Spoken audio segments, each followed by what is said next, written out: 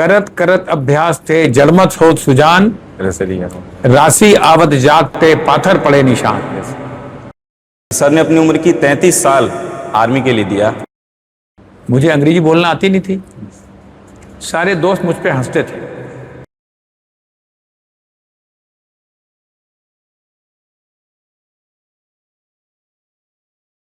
तो नमस्कार और जय हिंद। संवाद जंक्शन के एक एपिसोड में आप सभी का स्वागत है।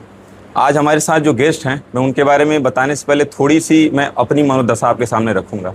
मैं ही नहीं, हमारे उम्र के और हमारे उम्र को जो पार कर चुके लोग हैं, उनकी भी एक बहुत ही बड़ी लालसा होती है, एक राष्ट्र प्रेम।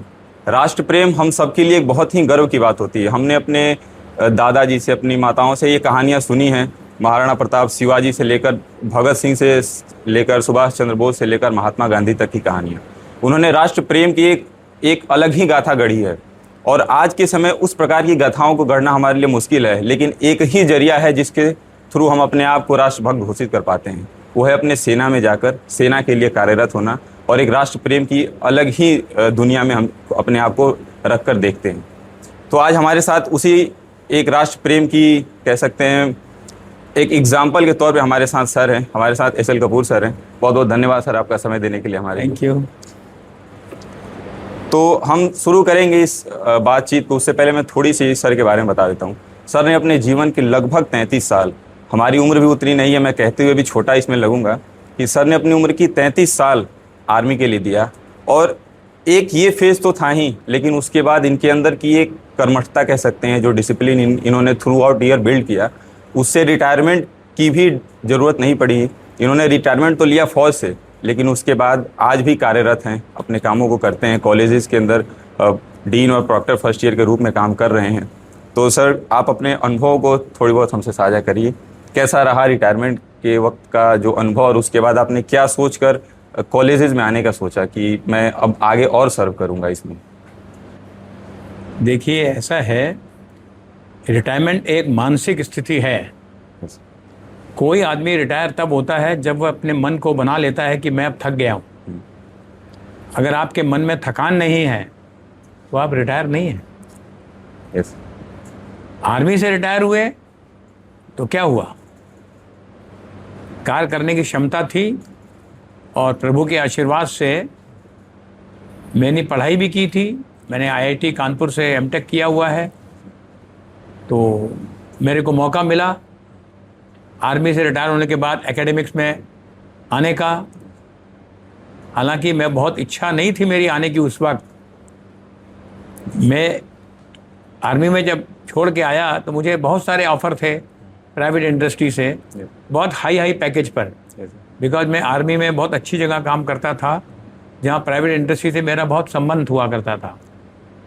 मेरे एक मित्र थे, उन्होंने मुझे बोला, आप, वो कॉलेज में डायरेक्टर थे, उन्होंने मुझे ऑफ़र दिया कि आप, मैं जानता हूँ आपको पढ़ाने में अच्छा लगता है, आप आइए हमारे कॉलेज में देखिए एक बार आके। तो जो भी, चलिए छोड़ेंगे इस बात को। In comparison to the industry, software industry, that time I am talking about 2005, and in the college, though the difference of package was unimaginable, but I decided to come to academics because I like teaching. Teaching is my passion. That's the reason I came to teaching. Sir, शुरुआती दौर में हम आपके बात करना चाहेंगे कि आप किस उम्र में आपकी भर्ती हो गई थी, और या किसी एग्जामिनेशन, जैसे आज के समय NDA, CDS और TES टेक्निकल एंट्री स्कीम के थ्रू भर्तियां होती हैं, तो उस समय आपने कौन सा पेपर दिया था, या किस के थ्रू आपका एडमिशन, मतलब आज आर्मी के अंदर, या किस प्रोसेस के थ्रू हुआ? मेरे फादर की बहुत इच्छा थी कि उनका एक पुत्र आर्मी में जाए। Like every father does have. Like every father probably thinks of Yes. it. और हम लोग 4 भाई थे, मैं सबसे छोटा था, और भगवान के आशीर्वाद से और उनके प्यार से मैं पढ़ने में ठीक था। तो उन्हें मुझसे ही उम्मीद थी कि ये बेटा मेरा आर्मी में जा सकता है। तो जब मैं 10th क्लास में था तो वो मुझे NDA का फॉर्म लेके आए कि बेटा, ये NDA का फॉर्म देखो और भर दो इसका। उस वक्त एनडीए का फॉर्म करीब 20 पेज का होता था और पूरा इंग्लिश में होता था, और मैं पढ़ा हुआ था हिंदी मीडियम स्कूल से। यस। मैंने अपने पिताजी को बोला कि पिताजी, हम पिताजी बोलते थे, ये फॉर्म तो मैं पढ़ ही नहीं पा रहा हूँ। With God grace I was very good student, yes. always standing first in all the classes from first time to till the time I studied. तो मेरे को बड़ा दुख हुआ कि मैं फॉर्म ही नहीं पढ़ पा रहा हूँ, तो भरूँ कैसे? क्योंकि हमने इंग्लिश पढ़ना चालू किया था 6th क्लास से, A for Apple, B for boy in 6th class, और मैं सारे सब्जेक्ट में अव्वल आता था, बहुत अच्छा था, मेरिट में भी रहा हूँ हर जगह। चूंकि इंग्लिश आती नहीं थी, घर में हिंदी बोलते थे, अंग्रेजी का वातावरण नहीं था, तो इंग्लिश बोलना और समझना मेरे लिए उस वक्त बहुत मुश्किल था। Yes sir. पहले तो मैंने पिताजी को बोला, पिताजी मैं ये फॉर्म पढ़ ही नहीं पा रहा हूँ, मैं भरूंगा कैसे, और वहाँ इंटरव्यू में क्या जाऊँगा? यस। उस वक्त पूरा काम इंग्लिश में होता था, यस। बाद में भी इंग्लिश में होता था। तो हमारे पिताजी को बहुत दुख हुआ, उनको दुख काफ़ी हुआ, कहने लगे बेटा देख लो, बाद में कर लेना। मैंने कहा ठीक है, बाद में देखेंगे। फिर मैंने बीएससी किया। जब मैं बीएससी में था, अनफॉर्चुनेटली माय फादर डाई। फिर मैं एमएससी में करने आया। मैं एमएससी फिजिक्स कानपुर से कर रहा था, डीएवी कॉलेज कानपुर से। मैं जब फाइनल में था, एग्ज़ाम के एक दिन पहले मेरी माताजी की भी डेथ हो गई। मुझे बड़ा दुख हुआ और मैंने सोचा कि मुझे माता पिता की इच्छा तो पूरी करनी ही चाहिए। तो फिर मैंने आर्मी में जाने की कोशिश करी, बहुत कोशिश करी, मेहनत करा, और एक एनसीसी बटालियन थी, वहाँ जाके मैं ट्रेनिंग भी करता था, तो उससे मुझे कॉन्फिडेंस बढ़ा। यस। और उस मेहनत और उनके आशीर्वाद से, प्रभु की माया से मेरा सिलेक्शन आर्मी में हो गया। मैं एमएससी फाइनल में था, तभी मेरा सिलेक्शन हो गया, और मेरा सिलेक्शन ओटीएस मद्रास चेन्नई से हुआ, क्योंकि तब तक मेरी एज आईएमए और एनडीए की खत्म हो चुकी थी, निकल चुकी, क्योंकि बीएससी तो ओवर एज हो गया था। यस। केवल एसएस एंट्री खुली थी मेरे लिए, तो उसी में मैं चला गया। काफ़ी मतलब रोचक रहा है, क्योंकि एक उस उम्र के पड़ाव में अगर माता पिता रहते हैं तो बहुत इनकरेजमेंट मिलता है। हम लोग भी, हम इमेजिन नहीं कर सकते इस समय हमारे अगर सर से अगर साया हट जाए तो वही बात है। पर बहुत मतलब ये हार्ड वर्क दिखाता है कि आप उस चीज़ को छोड़े नहीं, कंसिस्टेंटली उस पर वर्क करते रहे, और एट द एंड रिजल्ट हमेशा मिलता ही है। मेहनत कभी बेकार नहीं जाती। सर, आर्मी में तो आप चले गए, उस ट्रेनिंग के समय की कुछ एक्सपीरियंसेस को बताइए, और क्या रहता है आर्मी के अंदर, प्रॉपर डिसिप्लिन से लेकर किस तरह से वहाँ का माहौल कैसा रहता है, उसके बारे में सर कुछ बताइए। बहुत अच्छा माहौल रहता है, बहुत अच्छा माहौल रहता है, और हर एक्टिविटी वहाँ ट्रेनिंग ओरिएंटेड होती है, और आपकी डिसिप्लिन को बढ़ाने के लिए होती है।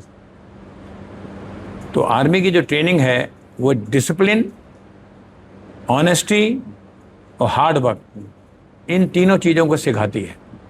उसी से इंसान का करैक्टर बनता है। मैं जब शुरू में गया वहाँ, तो मैंने आपको बताया मुझे अंग्रेजी बोलना आती नहीं थी। सारे दोस्त मुझ पे हंसते थे, ये तुमको तो अंग्रेजी बोलनी भी नहीं आती है। एक वो स्टीरियोटाइप बन चुका है ना। पर मैंने बचपन में एक दोहा पढ़ा हुआ था, वो मेरे मन में अभी तक रहता है। करत करत अभ्यास थे जड़मत हो सुजान, राशि आवत जात ते पाथर पड़े निशान। जब ये हो सकता है तो एसएल कपूर अंग्रेजी क्यों नहीं सीख सकता है? यही मेरा ट्रेनिंग का एक दौर था जो मुझे याद है। बाकी तो बड़ा मज़ा था, खूब मस्त रहते थे, खाते थे, मस्त रहते थे, दोस्तों के साथ दौड़ते थे, कोई दिक्कत नहीं थी। मतलब थोड़ी बहुत मैं ऑडियंस को बता दूं, जो यंग एज के लड़के हैं, जो ये कहावतें और मुहावरे जो सर बीच बीच में बोलेंगे, मैं उसका रेफरेंस देता रहूँगा, क्योंकि यंग ऑडियंस को वो वाले दौर से नहीं है। जैसे कुछ लोग गांव से होंगे वो समझ जाएंगे, तो रसरी आवाज़ जाता है। जैसे कुएं से जब पहले के लोग पानी निकालते थे तो एक रस्सी बहुत कमज़ोर होती है ईंट के सामने, और वो इतनी बारंबारता जो होती है ना, repetitiveness towards any work will give definitely a proper result. तो वो दिखाता है कि रसरी से जब वो पानी खींचेंगे तो जो लकीरें होती थी वो बन जाती थी वहाँ पे। तो ये सर का रेफरेंस बहुत अच्छा बोला आपने, यही मतलब है इसका।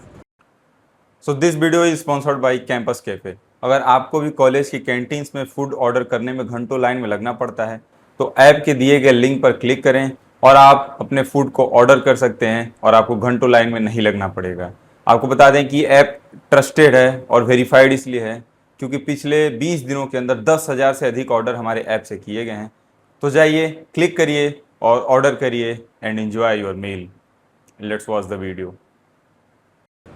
तो सर, वहाँ की कुछ ऐसी याद है जो सर आज भी आपके दोस्त तो होंगे सर, उस वक्त के फ्रेंड सर्कल कैसा रहता था, कैसा? ट्रेनिंग की बात कर रहे हैं कि आर्मी हाँ। लाइफ की बात कर रहे हैं? नहीं, ट्रेनिंग के दौरान, क्योंकि ट्रेनिंग में ही ऐसे बहुत सारे नए लोग मिलते हैं आपसे अचानक, वहाँ पर बहुत डिफरेंट डोमेन से भी होते हैं। ट्रेनिंग के दौरान में हंसी मजाक मस्ती ज़्यादा होती है। वो इतनी मस्ती वाली बातें होती है, उसकी किसी एक बात को याद करना और बताना मेरे लिए इस वक्त मुश्किल। संभव नहीं हो रहा है। कि शैतानियाँ होती थी, मस्ती होती थी, कूदते थे, शैतानियाँ भी करते थे, सीनियर से डांट भी खाते थे, और खिड़की पे खूंटी पे टंगते भी थे। खूंटी पे टंगने का समझ में मतलब आ रहा है? पनिशमेंट, सीनियर पनिशमेंट भी देते थे, सब चलता था। मैं एनसीसी में हूँ तो सर की चीज़ें समझ सकता हूँ, क्योंकि हमें वहाँ कैसे पनिशमेंट देते हैं, बेंड करा देंगे, पैर ऊपर करा के हाथ नीचे, और फिर उसके बाद जो मार पीटे। सर, आपको आर्मी ने एज अ पर्सन कितना चेंज किया? जैसे थ्रू बीएससी से पहले जब आप घर पे रहते थे, अपने पेरेंट्स के साथ रहते थे, और फिर उसके बाद आप सडन एक ऐसे माहौल में जाते हैं जहाँ इमोशंस को भी वैल्यू दी जाती है, लेकिन थ्रू और डिसिप्लिन के थ्रू। तो अपने एज अ पर्सन आपको कितना वो चेंज कर पाया आर्मी? आर्मी ने मेरे को सबसे अच्छा जो मैं समझता हूँ ट्रेन किया है, वो मेरा कम्युनिकेशन स्किल बहुत इम्प्रूव हुआ है। मैं बचपन से ही बहुत डिसिप्लिन था, बहुत मेहनती था, राष्ट्र प्रेम से मेरा बहुत प्यार भी था, राष्ट्र प्रेम भी था मैं बचपन से ही। पर आर्मी में आने के बाद 2-3 चीज़ें बहुत अच्छी सीखने को मिली, जिसको कभी भूला नहीं जा सकता है। एक है लीडरशिप क्वालिटी।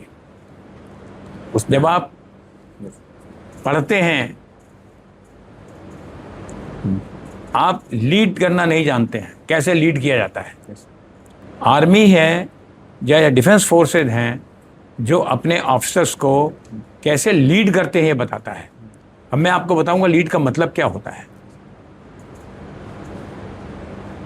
लीडर खाली वो नहीं होता जो बोले और लोग बात मान लें।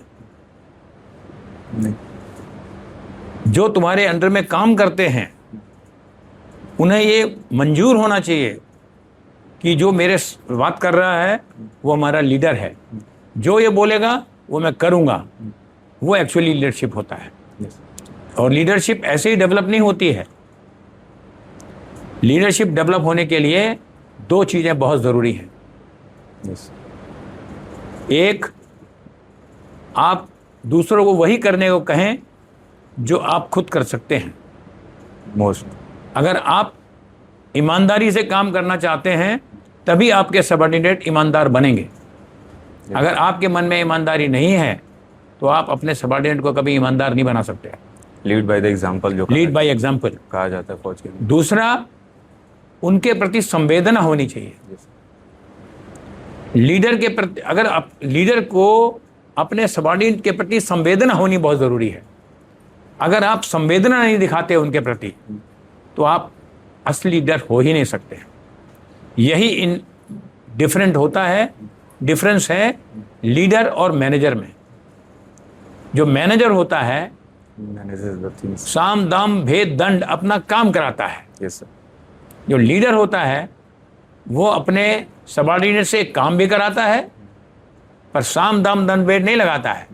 उसकी बात का इतना असर होता है कि सारे लोग खुद अपना काम करते हैं उसके कहने के ऊपर।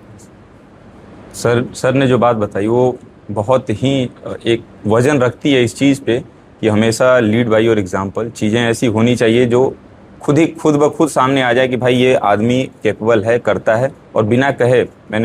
हमारे एक सर थे जब हम एनसीसी कैंप में थे CATC में, तो मनीष डोगरा सर थे, वो DI कमांडर थे। तो उन्होंने हमसे कहा कि सबसे पहला उनका सवाल यही था कि लीडर कौन है, और लीडरशिप में उन्होंने 2 एग्जाम्पल दिए, Barack Obama, Osama bin Laden और हिटलर।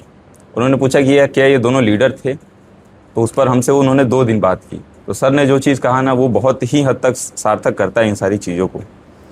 सर एक चीज़ और मैं आपसे पूछना चाहूँगा कि लीडरशिप क्वालिटी ऐसी ही नहीं आती। मतलब एक एज अ पर्सन अगर आप किसी चीज़ को लीड कर रहे हैं तो उसके बैकलॉग में बहुत सारा फेल्योर भी होगा, बहुत सारी ऐसी चीज़ें आपने झेली भी होंगी जो आज लोगों को लगता है कि अपफ्रंट होकर कोई चीज़ें दिखती हैं तो लोग मान जाते हैं कि यही सक्सेस है या यही चीज़ें हैं, या तो वो तो इनबिल्ट है या लीडरशिप क्वालिटी उसके अंदर इनहेरिटेड है। लेकिन जो प्रॉपर कहते हैं उसके पीछे वर्क है या किस तरह से फेल्योर को हैंडल करके थ्रू आउट उसने आगे बढ़ा है, तो इस पर आप क्या सोचते हैं? देखिए, जो काम करेगा 100% टाइम सक्सेस किसी को नहीं मिलती। बार बार मेहनत करना पड़ेगा, उसके बाद ही सक्सेस मिलती है। फेलियर तो पार्ट ऑफ सक्सेस है। अगर आप कभी फेल ही नहीं हुए तो फिर सक्सेस का मतलब ही क्या रहता है? फेल तो होना ही पड़ेगा, पर आप फेलियर को कैसे लेते हैं उस पर बहुत अंतर पड़ता है।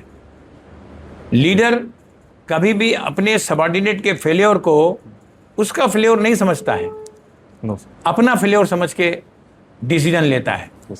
अगर मेरे सबऑर्डिनेट में काम दिया और वो नहीं कर पाया तो लीडर हमेशा यही समझता है कि कहीं ना कहीं उसके समझाने में गलती रह गई है। उस पर डाउट नहीं करता कभी भी वो, और उस पर विश्वास रखता है, उसको भरोसा दिलाता है कि कोई बात नहीं, इस बार गलती हुई तो अगली बार आप सक्सेस होंगे। इस मामले में आपको मालूम होगा बल्ब का डेवलपमेंट किसने किया था? पहली बार बल्ब का डेवलपमेंट नहीं हुआ। 1000 से अधिक एक्सपेरिमेंट्स, आपको पता है ना कितनी बार फेल हुए वो। तब उन्होंने बोला अब मैं फेल नहीं हुआ, मुझे मालूम पड़ गया कि कितनी बार ये काम नहीं करना ये सही तरीका है। तो इस तरह से लीडरशिप डेवलप होती है। सर ने जो रेफरेंस दिया कि थॉमस अल्वा एडिसन ने 1000 से अधिक बार एक्सपेरिमेंट्स किए थे, तो जो बारंबारता की बात है ना कि ये 1000 बार ये है कि इससे नहीं हो सकता, ये 1000 तरीके हैं जिससे ये नहीं बन सकता। तो वो उन्होंने सर ने बहुत बेहतरीन तरीके से बताया। सर एक चीज़ और, मतलब आप 3 पहलुओं को जी चुके, मतलब एक जो आर्मी से पहले वाला, फिर एक आर्मी वाला, और एक अभी वाले पहलू को जी रहे हैं। उम्र में हमसे आप हमारे दादाजी की उम्र के हैं, जस्ट नॉट वो वाले में कह रहा हूँ। पर जो आजकल के बच्चे हैं ना सर, वो इंस्टेंट ग्रेटिफिकेशन की तरफ ज़्यादा एडिक्ट हो रहे हैं। मतलब कि कुछ तुरंत उसको मिल जाए या कुछ किया, और मतलब लॉन्गर टर्म में या कह सकते हैं पेशेंस की कमी होती जा रही है चीज़ों को लेकर। कि अगर मैं ही खुद को ही एक एग्जांपल के तौर पे कहूँ तो मैं भी ये सोचता हूँ कि कुछ चीज़ें ऐसी हो जाए जो ऑटोमेटिक मेरा हो जाए, या मेरे चैनल पे बहुत सारे ऐसे हो जाएं, या मैं बहुत बड़ा सक्सेसफुल हो जाऊँ, मुझे इंटर्नशिप ऐसे ही मिल जाए without working harder towards that goal. तो इस पर आप क्या कहना चाहेंगे? बच्चे आजकल बहुत जल्दी एडिक्ट हो रहे हैं छोटी छोटी खुशियों पर। देखिए, मैं इस बात को 2 तरह से कहना चाहूँगा। पहली बात तो यह है, ये जो आपने स्टेटमेंट दिया वो रिलेटिव है। सारे बच्चे ऐसे नहीं हैं। बिल्कुल बिल्कुल। बहुत सारे बच्चे ऐसे भी हैं जो अभी भी मन लगा के मन से काम करते हैं और बिना काम के कोई उम्मीद नहीं करते सक्सेस की। मेरे ख्याल से करीब 50 से 60% बच्चे ऐसे ही हैं। Yes sir. और जो बाकी बच्चे हैं, वो आपने ठीक कहा, उनके मन में ऐसा भावना आ गया है कि हमें बिना काम किए ही फल मिल जाए। तो ऐसा तो हमेशा ही था। आज के ज़माने में हम इसलिए कोसते हैं, इसलिए दोष दे रहे हैं कि डेवलपमेंट बहुत हो गया है। यस। पहले किसी को पता नहीं लगता था परिवार में क्या हो रहा है, समाज में क्या हो रहा है, देश में क्या हो रहा है। आजकल ऐसी कोई बात नहीं है जो with in half an hour और 30 सेकेंड पूरे समाज को मालूम नहीं पड़ जाए, क्योंकि सोशल मीडिया इतना डेवलप हो गया है। यस। तो मैं बच्चों को दोष नहीं दूंगा इस बारे में, मैं दोष सोशल मीडिया को भी नहीं दूंगा, पर हाँ कहीं न कहीं हमारे बच्चों को बताने में कमी रह गई है कि हम बच्चों को ठीक तरह से बता नहीं पा रहे हैं। और मेरा ऐसा मानना है कि छोटेपन से ही बच्चों को हमें ये समझाना चाहिए, आपका फल पाने में नहीं है, आपका काम करने में है। आप काम करिए, कर्मण्येवाधिकारस्ते मा फलेषु। ये हमारे गीता में किया गया है। ये करिए, बचपन से ही अगर हम बताएं तो ऐसी हालत दूर हो जाएगी। अनफॉर्चुनेटली छोटे बचपन से ही बच्चे आजकल मोबाइल देख रहे हैं, रील देख रहे हैं, तो ये थोड़ा कंट्रोल होना चाहिए। सर ने मतलब कभी कभी तो हम लोग भी उस एडिक्शन में फंस जाते हैं, तो पता नहीं चलता है, क्योंकि सोशल मीडिया का दौर ऐसा आ चुका है। मैं खुद को भी इस ब्रैकेट से अलग नहीं रख रहा हूँ, क्योंकि मैं भी सोशल मीडिया पे ही काम करता हूँ अपनी जो भी चीज़ें हैं। सर ने बच्चों की बात की, तो मैं बच्चों से सर मैं एक चीज़ और पूछना चाहूँगा। सर आपका ट्रांजिशन कैसे रहा, मतलब रिटायरमेंट के बाद आपने इस फील्ड में कैसे आने का सोचा, बच्चों को गाइडेंस देने की? या क्योंकि सर अभी AKGC के अंदर, अजय कुमार गर्ग इंजीनियरिंग कॉलेज के अंदर डीन और प्रॉक्टर फर्स्ट ईयर के तौर पे कार्यरत हैं, तो सर इधर का ट्रांजिशन कैसे रहा ऑल ऑफ सडन? या मेरा बचपन से ही पढ़ने और पढ़ाने का बहुत शौक रहा है। यस। जब मैं BSc में पढ़ता था, MSc में पढ़ता था, दो I was a very bright student with God grace, मैं मेहनती बहुत था। मैं ट्यूशन भी लेता था बच्चों की। 8th class, 9th class, 10th class के बच्चों को ट्यूशन पढ़ाता था। तो मुझे पढ़ाने में आनंद आता है। मैं ऐसा महसूस करता हूँ अगर मैं पढ़ा रहा हूँ तो मैं सीख भी रहा हूँ। बिल्कुल। यस। जो चीज़ मैंने M.Tech में पढ़ी, आर्मी में रहने के बाद धीरे धीरे वो चीज़ भूल गया। आने के बाद जब पढ़ाना चालू किया, फिर मैं रिवाइज कर गया अपनी नॉलेज को। अब मैं इसीलिए मुझे पढ़ाने का इंटरेस्ट है, मैं बच्चों को पढ़ाता भी हूँ। पर अब आप देख रहे हैं, अब पढ़ाने के साथ साथ बाकी एडमिनिस्ट्रेटिव काम भी और करना पड़ता है। तो मुझे बहुत अच्छा लगता है बच्चों को गाइड करने में, बच्चों को डांटने में, बच्चों को पुचकारने में। मुझे हर चीज़ में बड़ा अच्छा लगता है। सर बच्चे उसको बहुत हेल्दी वे में लेते हैं एंड दे ट्राई टू चीज़ों को अच्छा करना। सर ये मेंटली चैलेंजिंग होता है किसी लेवल पे आपके लिए, कि मतलब कभी आप ये भी चूज़ कर सकते थे कि better to live in the house, आराम से आराम करें? नहीं, और मैंने आज तक कभी अपने आप को मेंटली टेंस किसी भी सिचुएशन में महसूस नहीं किया। भगवान की कृपा है, मेरे माता पिता का आशीर्वाद है। मैं हमेशा ये मान के चलता हूँ, जो होगा वो प्री डिस्टाइन भगवान ने आपको आशीर्वाद दिया है, वही आपको ताकत देता है। मेरे ख्याल से अपने मन को कमज़ोर नहीं करना चाहिए किसी को भी, कभी भी। ये ऐसा मेरा मानना है। इस पर हम आएंगे प्रॉपर। हमने सोचा था कि बच्चों के बारे में बात करेंगे, किस तरह से वो आज के समय एक बहुत बड़ा टर्म भी आ चुका है, डिप्रेशन में रह रहे हैं या डिप्रेशन में बच्चे रह रहे हैं, उस पर हम आएंगे। उससे पहले सर मैं ये भी आपसे अनुभव के तौर पे पूछना चाहूँगा कि जैसे आर्मी का जो प्रॉपर सेटअप होता है, या आर्मी का जो कह सकते हैं इन्वायरमेंट होता है, वो एक डिसिप्लिन बेस्ड होता है कि आपको ये करना ही है at any cost, any how. पर यहाँ आने के बाद बच्चे मे भी आपसे क्रॉस क्वेश्चनिंग में करते होंगे किसी चीज़ को लेके, या कहीं एडमिनिस्ट्रेशन के अंदर, क्योंकि सिविलियन के साथ आए हैं आप सिविलियन के बीच में रह रहे हैं। तो वो एक मेरे भी जो बड़े पापा हैं वो भी रिटायर होके आए हैं, तो उनका एक अलग रवैया होता है। वो हल्की हल्की छोटी छोटी बात पर कभी कभार फ्रस्ट्रेट हो जाते हैं, क्योंकि उनको आदत है कि भाई कोई चीज़ बोला गया तो उसको एट एनी कॉस्ट करना पड़ता था, क्योंकि आर्मी की यही डिसिप्लिन रही है। तो यहाँ कैसे उससे डील करते हैं आप? मैं पहले आर्मी के बारे में क्लियर कर दूं 2 मिनट के लिए आपको। ये ऐसा आप सोचते हैं, वो ऐसा है नहीं कि आर्मी में जो बोल दिया वो करना ही पड़ेगा। बोलने के पहले बहुत सोच समझना पड़ता है, समझना पड़ता है। कभी भी आर्मी का कोई सीनियर ऑफिसर ऐसा काम करने को नहीं बोलता जो गलत है। बिल्कुल। जब आप गलत नहीं हैं तो आपके मन में कन्विंसिंग पावर होती है कि जो मैं बोल रहा हूँ वो दूसरा कन्विंस होता है कि उसके लिए भी भला है, समाज के लिए भला है और देश के लिए भला है। जब तीनों चीज़ के लिए भला है तो फिर उसके पीछे थोड़ा टफ एटीट्यूड दिखाना पड़ता है। You have to show off that you are tough. If you become weak तो फिर काम नहीं चलता। यही पॉलिसी मैं यहाँ भी कॉलेज में इस्तेमाल करता हूँ। कॉलेज के सारे बच्चे, जब से मैं कॉलेज में आया हूँ, उन सबको मैंने अपना बच्चा माना है। जैसे मैं अपने बेटे को बताता हूँ, जैसे मैं अपने और बच्चों को बताता हूँ, उसी रूप से मैं इन बच्चों को मानता हूँ। अगर कोई बच्चा मेरे पास हेल्प के लिए आता है तो मैं हमेशा 100% उसकी हेल्प करने की कोशिश करता हूँ। ये नहीं बोलूँगा कि 100 टाइम मैं उसकी हेल्प कर ही सकता हूँ, पर करता हूँ, और वो भी सही होगी तब। कोई बच्चा बोलेगा मेरे नंबर बढ़ा दो गलती से, तो नंबर नहीं बढ़ाऊँगा। कोई बच्चा बोलेगा मेरी अटेंडेंस झूठी लगवा दो, वो भी नहीं लगवाऊँगा, पर उसको कन्विंस करूँगा कि तुम्हें पढ़ना है, तुम्हें कॉलेज करना है, और नहीं करेगा तो फिर उसको आँख भी दिखानी पड़ती है कभी कभी। वो तो सर क्योंकि आप किसी चीज़ को ऐसे छोड़ देना is not a nice thing. आप उस पोजीशन पे हैं, आप उस चीज़ को लीड कर रहे हैं चीज़ों को, तो आपकी गाइडेंस हमें बहुत ही हेल्पफुल लगती है।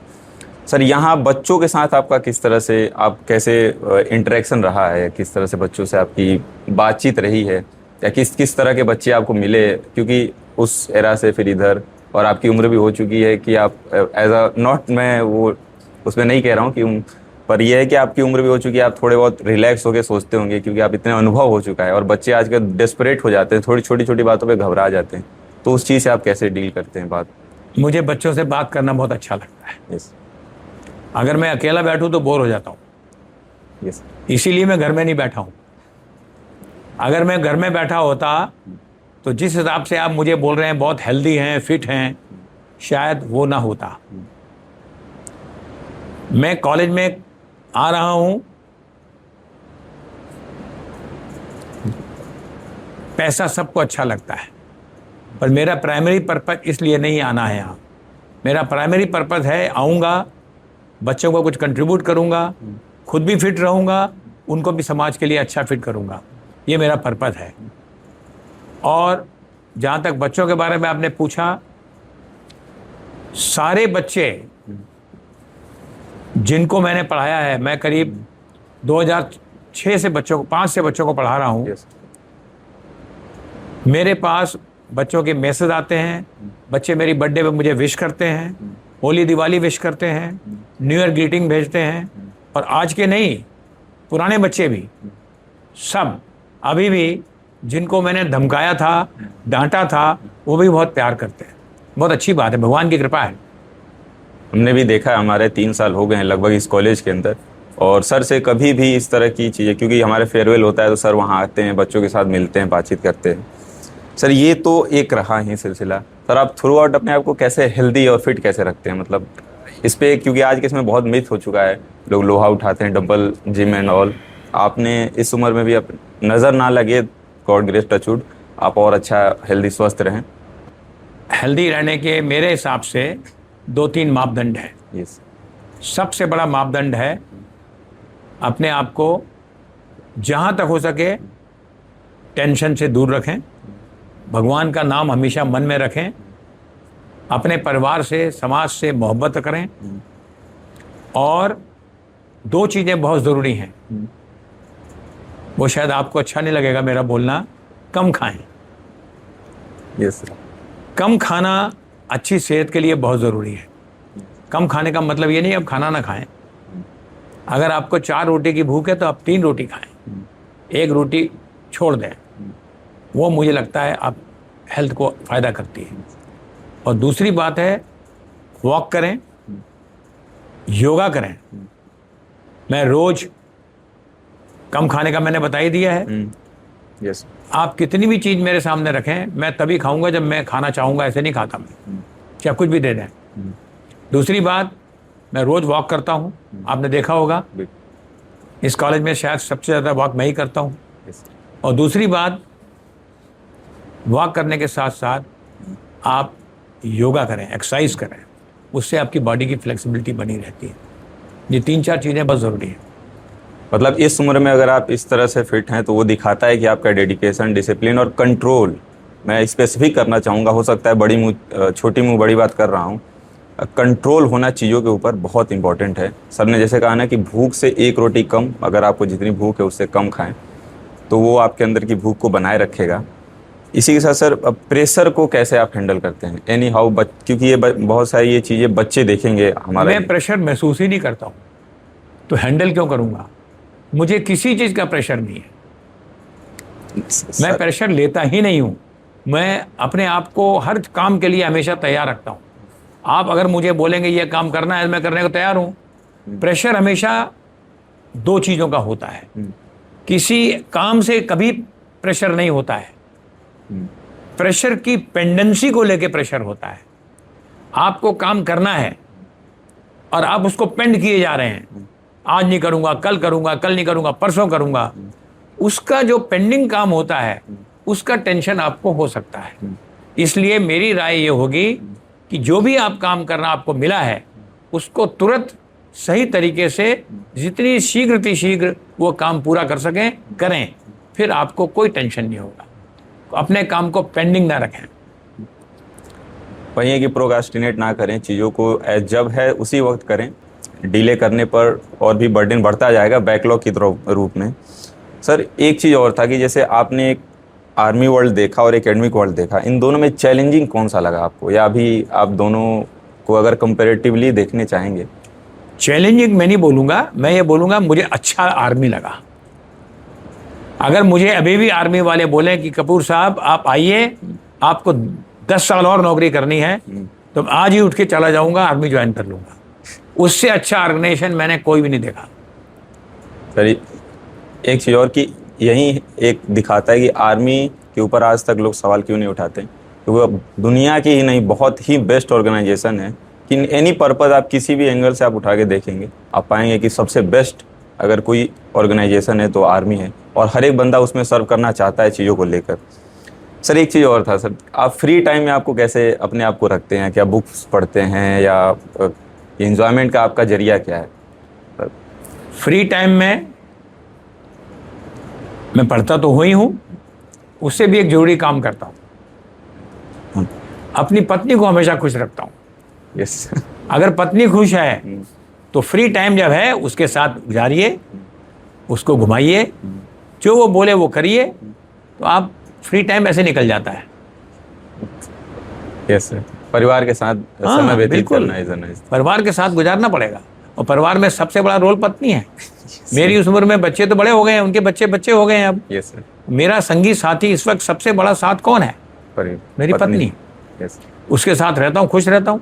सर आजकल मतलब आप जिस अफर्मेशन से सर अपनी जो धर्म पत्नी है उनको उनके बारे में बता रहे हैं, वो सर कहीं लैक नहीं आपको नज़र आता है आज के समय?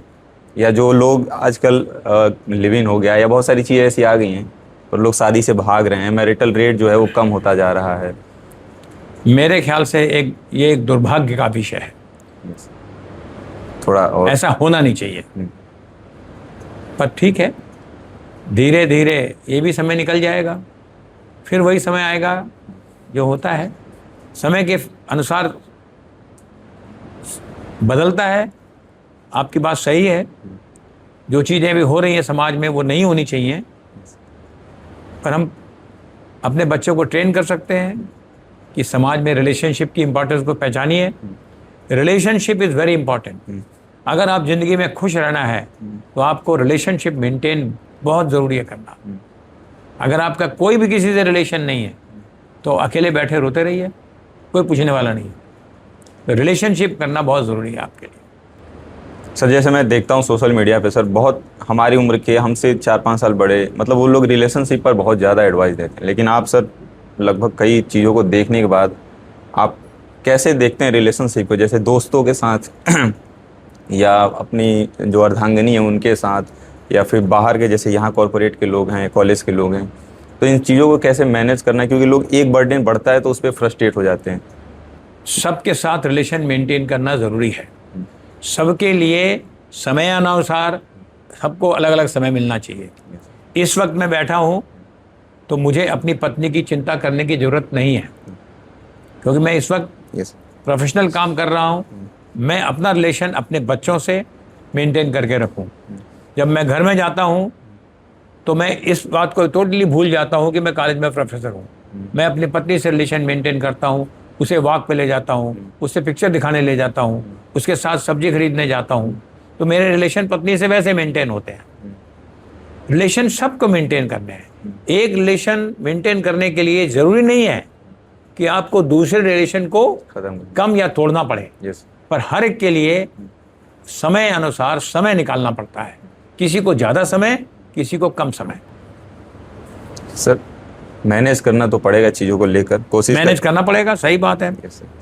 सर एक एस्पेक्ट में मैं अभी जो फोकस करने वाला चाहूँगा, क्योंकि आज के समय एक सक्सेस की जो मीनिंग है ना, वो लोग कई डिफरेंट चीज़ों से जोड़ते हैं। फॉर एग्जांपल जैसे सोशल मीडिया पर फेमस होना या कोई फेम को चेज कर रहा है, लेकिन आपके हिसाब से how do you think about the success, कि ये चीज़ें होनी चाहिए एक सक्सेसफुल आदमी की थ्रू आउट एवरी एस्पेक्ट। जैसे अभी रिलेशनशिप पे बात हुई, मतलब रिलेशन को लेकर या फैमिली को लेकर, पैसे को लेकर, तो सक्सेसफुल का एक रियल मीनिंग आपके हिसाब से क्या है? मेरे हिसाब से सक्सेसफुल का सबसे बड़ा इम्पॉर्टेंट मीनिंग है हैप्पीनेस। अगर इंसान हैप्पी है ज़िंदगी में हर हालत में, तो वो बहुत सक्सेसफुल है। हैप्पीनेस की कई डेफिनेशन अलग अलग लोग देते हैं, मैं अपनी डेफिनेशन अलग मानता हूं। मैं बताता हूं आपको।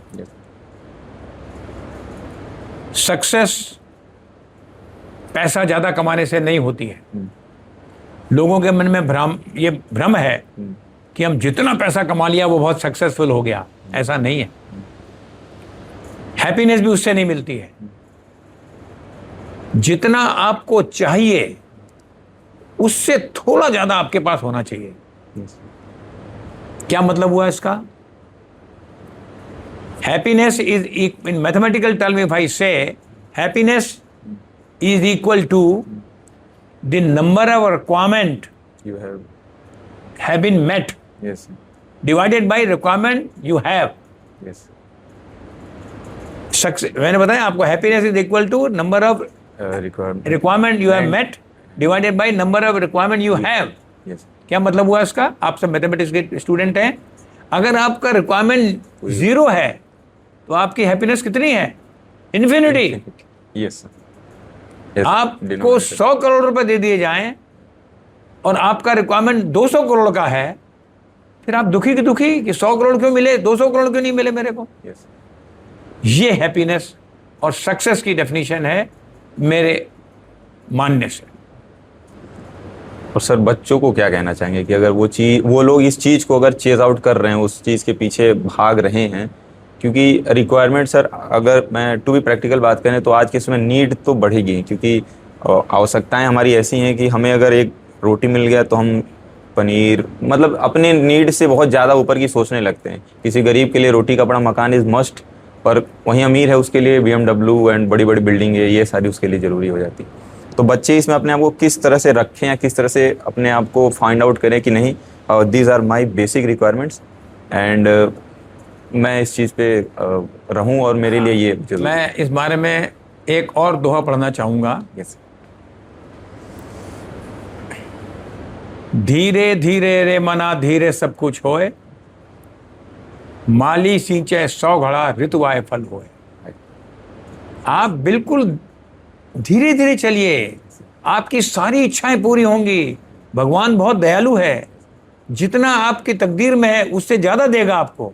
पर एकदम से ओलंपिक भागने वाला पैदा होते ही ओलंपिक भागना चालू नहीं कर दिया उसने धीरे धीरे दौड़ा। पहले कम दौड़ता था, फिर दूसरे दौड़ा, फिर और प्रैक्टिस किया, फिर और प्रैक्टिस किया। पहले उसने डिस्ट्रिक्ट लेवल जीता, फिर स्टेट लेवल जीता, फिर नेशनल जीता, फिर ओलंपिक में गया। हो सकता है वहां हारा भी हो 2 बार।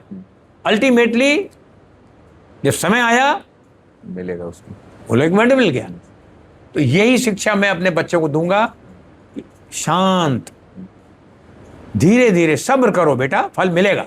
मतलब वही है कि आज के समय हमारे पास इतनी विजुअलिटी आ चुकी है ना कि कंटेंट के थ्रू, सोशल मीडिया के थ्रू हम लोगों की सक्सेस को देखते हैं और फिर उसके मापदंड पे अपने आप को उतारने की कोशिश करने लगते हैं, जो कि एक कंपैरेटिव मोड रखना चाहिए, पर एक अच्छे नोट में। सर जैसे अगर आप उस पर कुछ बता पाएंगे, जैसे हम किसी को देखें और फिर हम उससे कंपेयर करने लगते हैं कि अच्छा XY पर्सन के पास ये चीज़ है, मेरे पास क्यों नहीं है। सर इस पे आप क्या सोचते हैं कि बच्चों को ये कभी होना ही नहीं चाहिए, ये तो कभी होना ही नहीं चाहिए। यही आपके दुख का सबसे बड़ा कारण है। यही आपके दुख का सबसे बड़ा कारण है कि आप दूसरों के पास क्या है उससे क्यों देख कर दुखी हो रहे हैं। आप क्या चाहते हैं उसके लिए मेहनत कीजिए और प्राप्त कीजिए, आपको सुख मिलेगा, खुशी मिलेगी। कभी भी दूसरे को मत देखिए। सर आजकल मतलब मैं भी कभी कभी सोचता हूँ, मैं डिनाई नहीं करूँगा, लोग सोशल स्ट्रेचर को चेस करने लगते हैं। फॉर एग्जांपल जैसे किसी ने रास्ते में BMW देख लिया तो उसका है कि यार आने वाले समय मैं ऐसा लूँगा, या मेरे पास नहीं है मैं। उसमें कोई बुराई नहीं है, मैं नहीं मानता इसमें बुराई है। अगर आपको एक BMW चाहिए, आप देख रहे हैं आपके दोस्त के पास BMW है, तो आपको कोई बुराई नहीं है। आप सोचे मेरे पास भी BMW होनी चाहिए, आपके पास 2 होनी चाहिए। पर मैंने जैसे बोला, समय आने का वेट करिए, मेहनत करिए। BMW एक क्या, आपके पास 2 BMW आएंगी, परिवार में 4 आएंगी। पर सही तरीके से मेहनत करते आगे बढ़ते जाइए, वेट करिए आपके समय का, आपको मिलेगा। एक चीज़ और इसी से रिलेटेड था, फिर उसके बाद आजकल के सर जैसे हम लोग जैसे यूथ हैं, मतलब थोड़ी बहुत चीज़ों को लेकर कन्फ्यूज़न है, क्योंकि ऑप्शंस इतने सारे हमें विजिबिलिटी है। जैसे आपने BSc किया, पर आपके बैक एंड में एक चीज़ क्लियर थी कि हमें आर्मी में ही जाना है। तो सर आपने उस चीज़ से कैसे कोप अप किया, क्योंकि आपके पास भी कुछ ना कुछ अदर ऑप्शन आए होंगे आर्मी के अलावा, क्योंकि आपने BSc किया, फिर IIT कानपुर से आपने किया M.Tech, तो उसके बाद भी ऑप्शंस तो खुले ही होंगे, लेकिन आर्मी ही चूज़ करना आपने ऐसा? ये सब भाग्य का, विधाता ने जो रचा है आपकी तकदीर में वही मिलेगा आपको, ये निश्चित है। पर सर वो तो एक अल्टीमेट चीज़ है कि जो लिखा हुआ है वही होना है, लेकिन आदमी हाथ पैर उसके अलावा चलाता है, मारता है। कोशिश करते रहिए। और जो बच्चे मैंने आर्मी के लिए पहले मेहनत की, क्योंकि मेरे पिताजी चाहते थे मैं आर्मी में जाऊं। मैंने UPSC का एग्ज़ाम नहीं दिया, मैंने PCS का एग्ज़ाम नहीं दिया, मैंने और कोई एग्ज़ाम दिया ही नहीं। भगवान की दया थी, आर्मी में हुआ और हो गया, तो खुश हूँ। सर किसको सुनते हैं सर आप, म्यूजिक वगैरह आप, या किसी, या खाली समय में सर सिनेमा को आपको है कुछ ऐसा, या न्यूज़ ही देखते हैं? या मेरी पत्नी को मेरे सबसे बड़ी शिकायत यह है कि मैं शौकीन नहीं हूँ म्यूज़िक का। न गाने सुनता हूँ, न पिक्चर देखता हूँ ज़्यादा। किताब पढ़ने का मुझे बहुत शौक़ है, मैं किताबें पढ़ता हूँ, और ज़्यादातर किताबें मुझे बहुत अच्छा लगता है, मैं धार्मिक किताबें ज़्यादा पढ़ता हूँ। गीता, रामायण, महाभारत, वेद, पुराण, ये मैं काफ़ी पढ़ता हूँ खाली समय में, मुझे अच्छा लगता है। मैं आज बता दूं, मैं जब सर के केबिन में आज गया था तो सर के लेफ्ट साइड में मुझे लगा अद्वैत वेदांत की कोई बुक थी, वेदांत की या कोई गीता प्रेस की, मुझे वो जो पुस्तक आपने देखी है वो भविष्य पुराण है। वो मैंने लाइब्रेरी से ड्रा की हुई है। मैं हर बार जब भी ऑफिस में खाली समय होता है, लाइब्रेरी से इस तरह की किताबें निकाल के अपने सही समय में पढ़ता रहता हूँ। क्योंकि वो उसका जो ढांचा था वो गीता प्रेस वाले था, तो मैं समझ गया कि कुछ वो भविष्य पुराण है।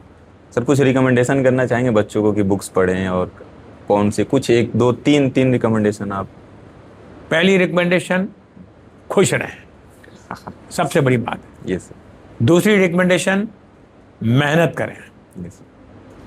और तीसरी रिकमेंडेशन जो है, कभी किसी से ईर्ष्या ना करें, भगवान पे विश्वास रखें। आप मन से सच्चे हैं तो आपको वो जरूर प्राप्त होगा जो आप प्राप्त करना चाहते हैं। तो एक ये लास्ट राउंड है, इसमें अंदर हम कुछ 2 ऑप्शंस देंगे और आपको एक चूज करना होगा as a rapid fire round के तौर पे। और आपको बस रैपिड, इतना भी रैपिड नहीं मैं सोच ही ना पाऊँ, जवाब ना दे। बिल्कुल, और उस पर आप 2 3 4 जो भी आप कुछ बोलना चाहें। सर ये था, पहला था कि army life versus college life, कौन सी ज़्यादा मुश्किल रही? मुश्किल है या लग रहा है? मुझे दोनों में कोई मुश्किल नहीं लगी। और किसको चूज करेंगे अगर? मैंने पहले ही बता दिया, आर्मी। ठीक है सर। डिसिप्लिन वर्सेस फ्रीडम, ये दोनों एक साथ चलती हैं, ये कंट्राडिक्टरी नहीं है। तो ये आपका जो सवाल है डिसिप्लिन वर्सेस फ्रीडम, मैं इसको सही नहीं मानता। फ्रीडम है, फ्रीडम बहुत ज़रूरी है, पर डिसिप्लिन और फ्रीडम अपोजिट नहीं है एक दूसरे के। महात्मा गांधी फ्रीडम के लिए उन्होंने अपना समय निकाल दिया, पर क्या वो इनडिसिप्लिन थे? फिर वो डिसिप्लिन भी थे। सुभाष चंद्र बोस, क्या वो इनडिसिप्लिन थे? उन्होंने देश की फ्रीडम के लिए अपनी जान दे दी। तो दोनों अलग अलग नहीं है, ये एक दूसरे की पूरक हैं, ये कॉम्प्लीमेंट्री नहीं है एक दूसरे की। तो ये सवाल मेरे हिसाब से आपका ये बोलना कि आप दोनों में क्या ज़्यादा पसंद करते हैं, मेरे हिसाब से ठीक नहीं है। बिल्कुल, क्योंकि एक इलियड किपचोगे हैं जो कि मैराथन दौड़ते हैं 2 घंटे के अंदर, दुनिया में पहले व्यक्ति हुए हैं कि जो लंदन के अंदर उन्होंने मैराथन दौड़ा था, उनका एक बहुत प्यारा सा कोट है मैं कि only discipline ones are free in their life. जो डिसिप्लिन होगा वही फ्री होगा, वही अपने, फ्री होगा अपने जीवन के अंदर। I agree with you. तो वो चीज़ बहुत मायने भी रखती है। बहुत अच्छी बात बोली आप। और सर भी डिसिप्लिन के मामले में, तो मैं जब पहली हमारी मीट हुई थी मैंने सर से यही कहा था कि sir that attracts the most is the discipline things in any person. आप भी किसी चीज़, किसी को भी देख कर अगर आप अट्रैक्ट होते हैं तो उसमें एक आपके अंदर जो चीज़ कमी होती है या जो चीज़ आपके अंदर लैक कर रहा है, आप वहीं सामने वाले में देखते हैं और वहीं आपको अट्रैक्ट करता है। तो डिसिप्लिन। सर बच्चे आपसे बहुत प्यार भी करते हैं, कुछ कुछ डरते भी हैं, सर उसमें क्या बच्चे आपसे? तो आप ही बताएंगे बच्चे डरते क्यों हैं? प्यार तो करना चाहिए, मतलब मोस्टली बच्चे डरना नहीं चाहिए। डरने की बात ही नहीं है कोई। अपने घर के बड़े से कोई डरता है क्या?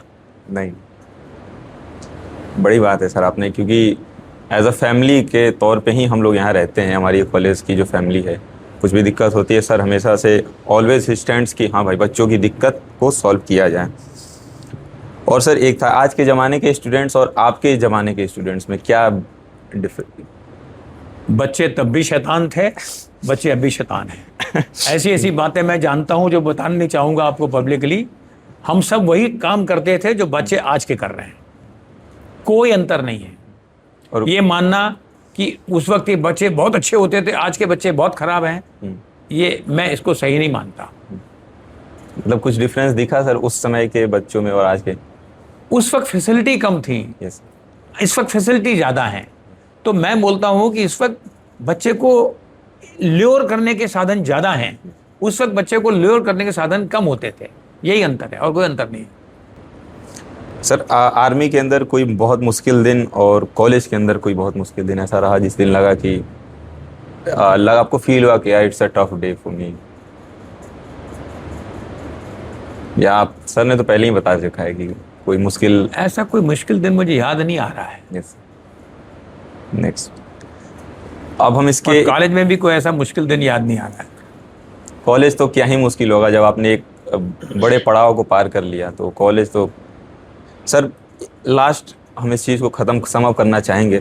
उससे पहले सर स्टूडेंट्स के लिए कुछ एडवाइस और कुछ चंद लाइन जो आप कहना चाहेंगे कि मैं एक क्यूमुलेटिव वे में आपसे जानना चाहता हूँ कि डिसिप्लिन को लेकर या अपने नज़रियों को लेकर, अपने पीओवीज़ को लेकर कैसे सोचें, उन सारी चीज़ों को एक क्यूमुलेटिव वे में आप एक संदेश।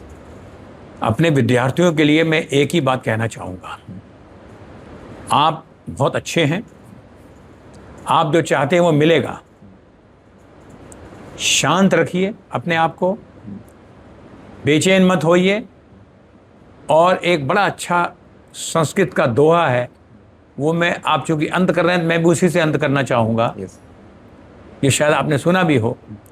अच्छा विद्यार्थी के क्या गुण हैं वो आपको मालूम होने चाहिए। अच्छा विद्यार्थी बनना है तो काक चेष्टा, भगवद्ध्यानम, स्वान्निद्रा तथैव च अल्पाहारी, ग्रह त्यागी, विद्यार्थी पंचलक्षण।